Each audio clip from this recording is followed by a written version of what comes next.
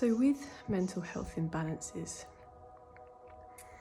whether we've admitted it to ourselves or not, or the people around us have admitted it to themselves,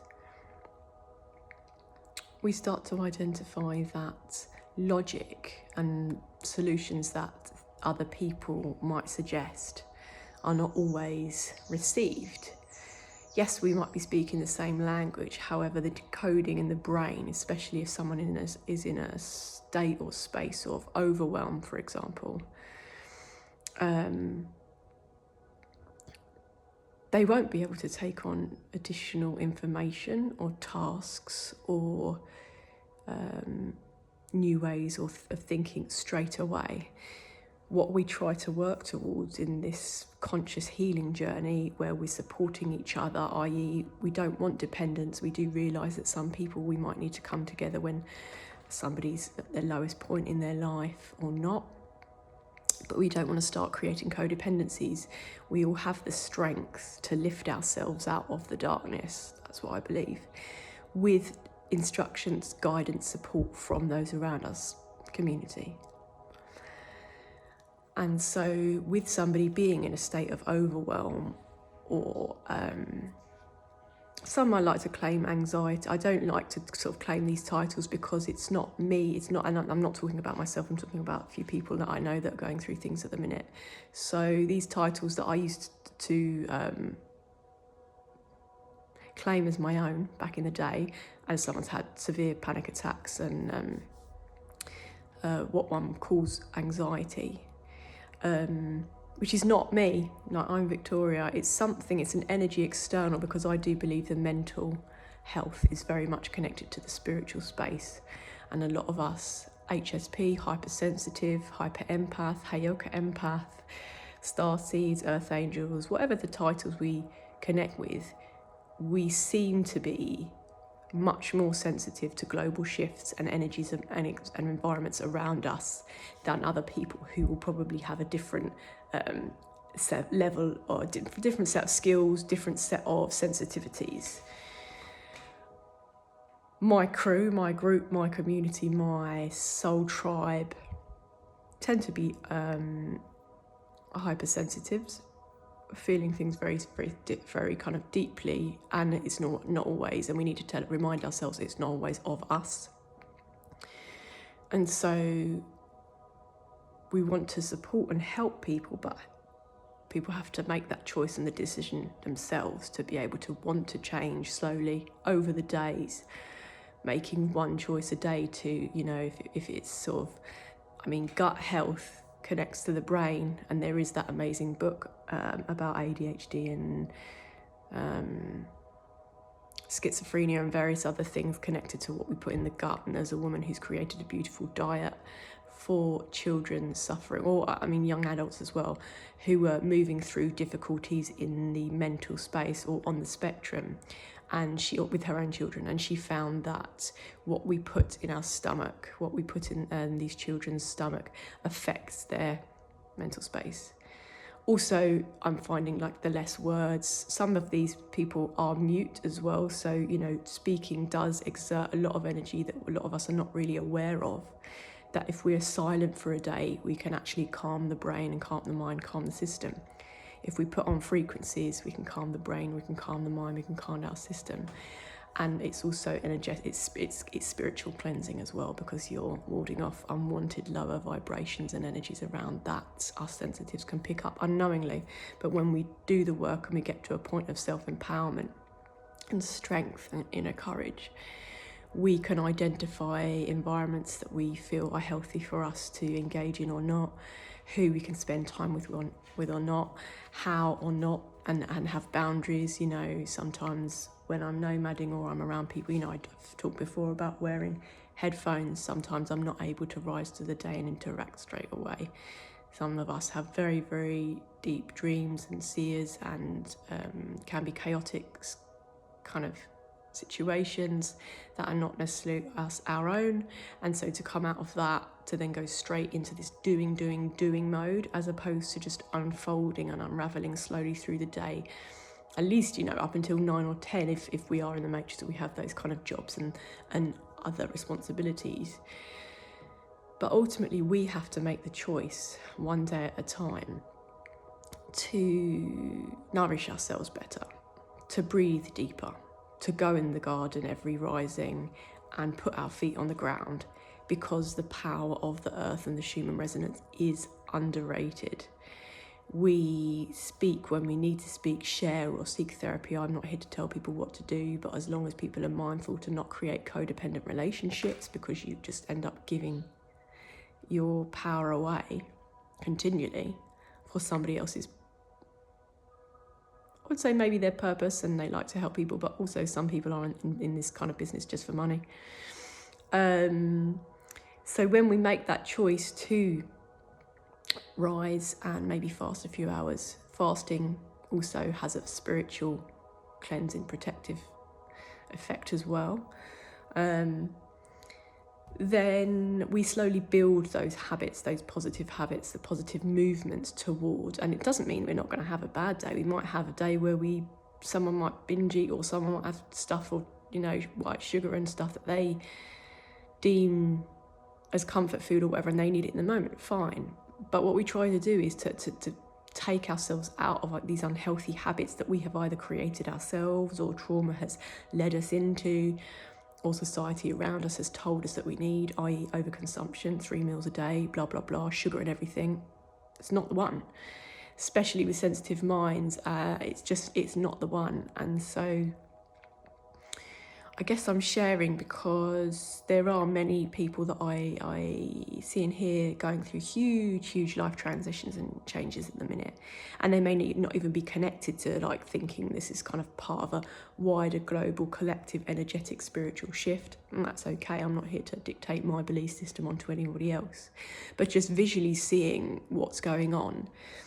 It's really mindful that when we're in contact with people, we try to maintain conscious relationships and conscious conversations and sharing our tools. And we don't go around telling people what to do, because ultimately there is this level of information overload that exists out there now in the world where, raw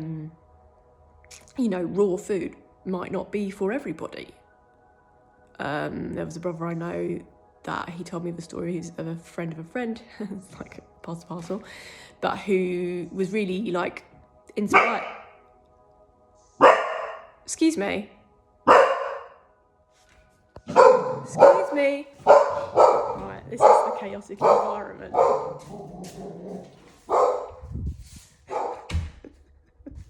Right, I don't know what I was saying, but maybe I need to stop. But this is a sensitive being completely distracted by noise, so I'm sound sensitive. I guess I'm going to leave it there, but just try to be mindful of the self-care practices, and that we don't overload and overwhelm ourselves with too much stuff that's going on. Maybe little man, stop now. Because although the intention might be from everyone around us to help, if someone is in a state of anxiety or overwhelm, then it doesn't actually help. It just adds burden, or some people can find, they're moving through guilt, which is really one of the worst emotions, because we can't be guilty about any of the situations that we're moving through, or that we're not eating enough veg, or whatever. We just need to make small tweaks every day, 1, 2, towards a greater vision. And as somebody who's done that, and we're now 4.5 years down the line to a space where I know myself much better, and this is constant mastering. It's you don't not have a bad day, you don't not get overwhelmed, as you saw, like a dog bark. For me, I am affected by sound. Some other people are not bothered by that, and they'll have other things, like crowds. And so I guess as part of the sensitive crew, and want to support my people, because I love us, I love our gifts. I think we're incredibly gifted, like many souls on the planet. But I know that we can get pulled into the energy of others or collective shifts, and there is some dark stuff going on right now. And so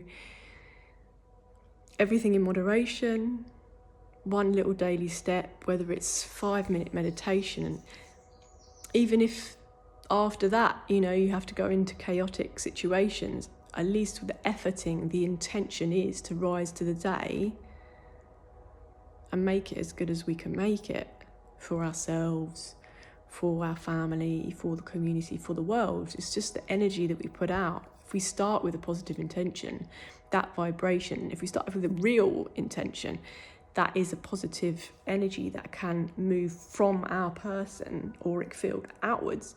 And then we start to change the energy with which people come towards us, i.e., you know, not people not expecting of us, or people respecting us more and respecting our boundaries, respecting our self-care practices and routines.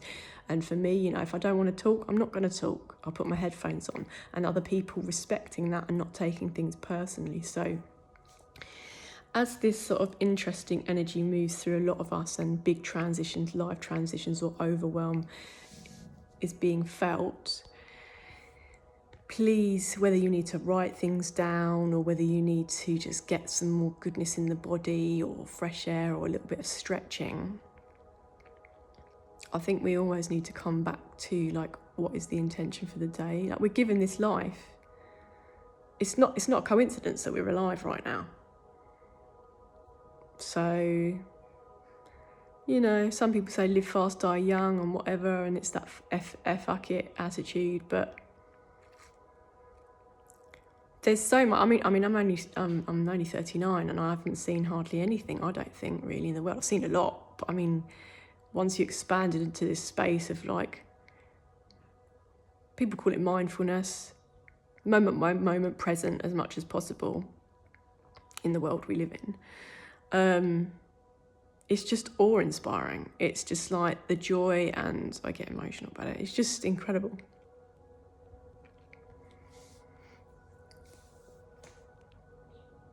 It's incredible to be alive. And I feel for the people that have given up on themselves. That's why it's really difficult for me to see people treat themselves that way, and that's why I have had to move away from certain people. It's don't leave anyone in the lurch. I'll always send love and support, and people are in my prayers. But when there's so much that we can help ourselves with slowly over the days, without any pressure or timeline, or, you know, there's no deadline. This is just a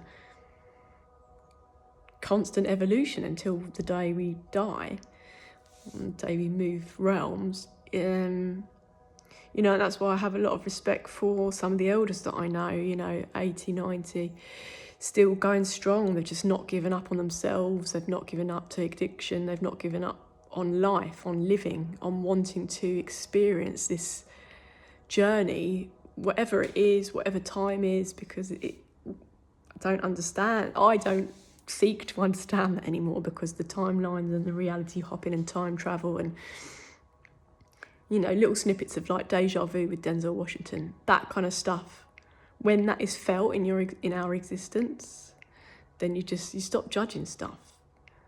The opinions and the judgments, you know, the attachments to belief systems, it all just slowly disappears, because we don't actually know anything. But other than nature wins, and there's so much to be explored and expanded into, that every day I believe we need to make a step towards a positive personal goal, and have moments of quiet, have moments on our own, and all this uncomfortable stuff, whatever we're uncomfortable in, usually is kind of where the lessons are and where the learning is. But I am here for my soul family, even if people don't see me all the time, or I dip in and out because of my own personal goals and visions and things that I need to maintain now, is the love is felt. I share my heart with the conscious souls who have been kind to me and who are also needing a bit of my love. And, you know, just continue with the spiritual, physical, mind, mental sort of awareness, really. It's the only way that we can help ourselves. And I trust that there are many, many, many good things for us all as we start on those little daily daily journey. So yeah, 15 on the clock, number 6.